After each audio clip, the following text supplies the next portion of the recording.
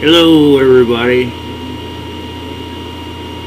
Hope your Monday wasn't too manic. For me, I had to take out the trash and had a job interview. And it went very well. He was really impressed with my background. And now I just wait for the second interview.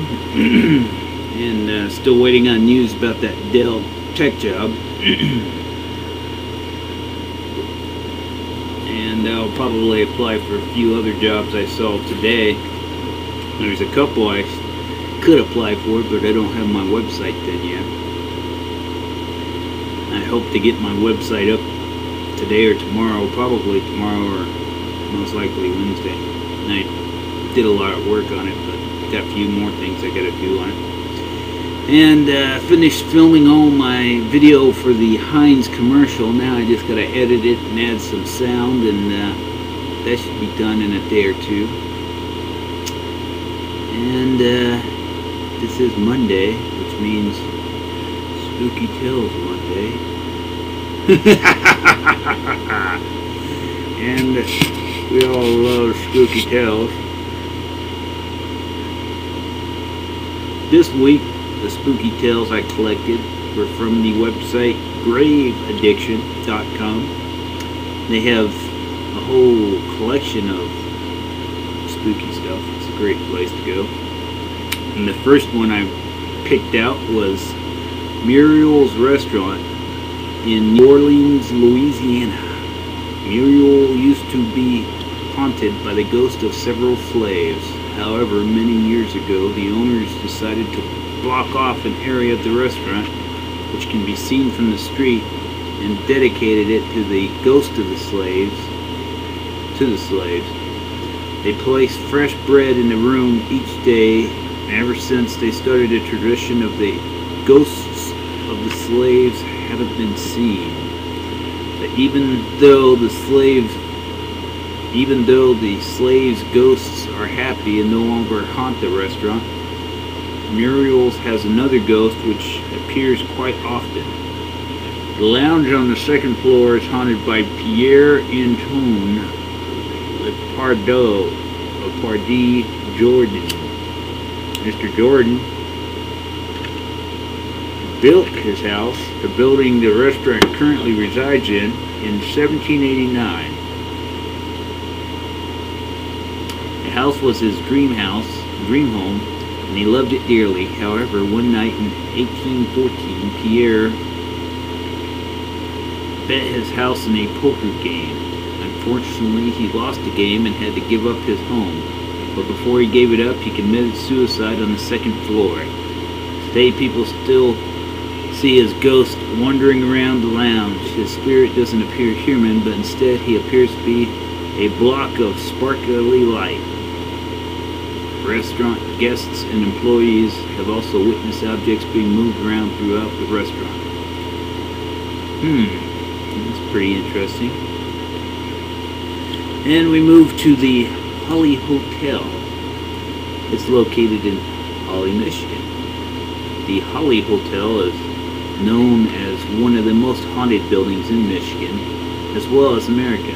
Many people, both guests and employees, have witnessed strange, unexplainable things in the hotel. While there are many ghosts haunting the hotel, a few are seen more than others. One of the ghosts observed by many is Mr. Hurst. He was the original owner of the hotel back when it was known as the Hearst Hotel. Most people don't see his ghost, but rather smell him. Mr. Hearst smokes cigars. And today many people smell cigar smoke in many different areas of the hotel. A man after my own heart. Another ghost that many people see at the Holly Hotel is Nora Kane.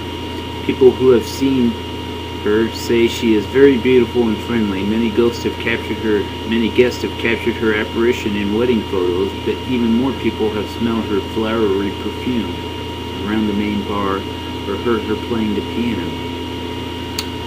The kitchen is haunted by a little girl who died while staying at the hotel. Her ghost is the most active in the hotel. People often hear her messing around with the various utensils in the kitchen, but especially the meat cleaver. In addition to haunting the kitchen, she is often heard running up and down the halls. Pretty interesting. And now, the Myrtle Hill Cemetery in Valley City, Ohio.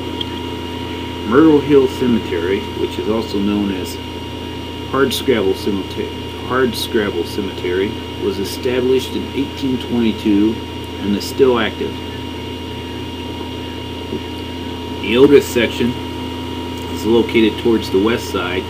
There are many rows of old gravestones. Most are in great shape. It is very well taken care of. Myrtle Hill Cemetery is the location of the Witch's Ball. There is a large ball-shaped gravestone there that supposedly belonged to a witch. Legend has it that the witch poisoned her family well and threw their dead bodies down. She was caught and she spent the rest of her life in a nearby mental hospital. Another version of the story claims she was killed when it was discovered that she was a witch. Either way, she ends up buried beneath the ball-shaped gravestone. Today, people claim that the gravestone feels hot in the winter and cold in the summer. Many also believe no snow, rain, or leaves fall on the gravestone. Okay, moving on to the Salem Cemetery in Heidelberg, Ohio. You're thinking Salem Cemetery, Salem, Massachusetts. I thought that too. The Salem Cemetery is supposedly haunted by the ghost of Louisa Catherine Fox, the first person murdered in Kirkwood Township.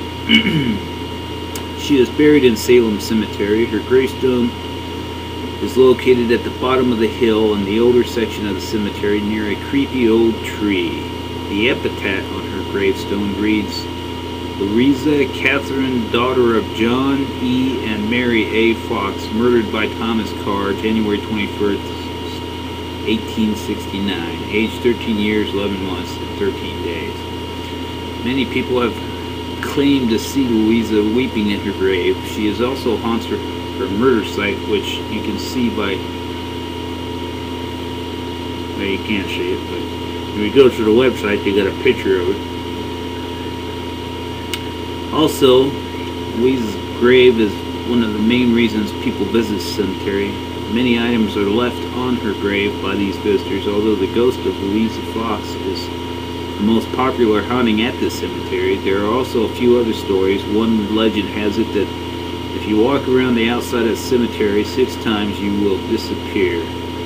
There are also stories about several old unmarked graves that belong to witches.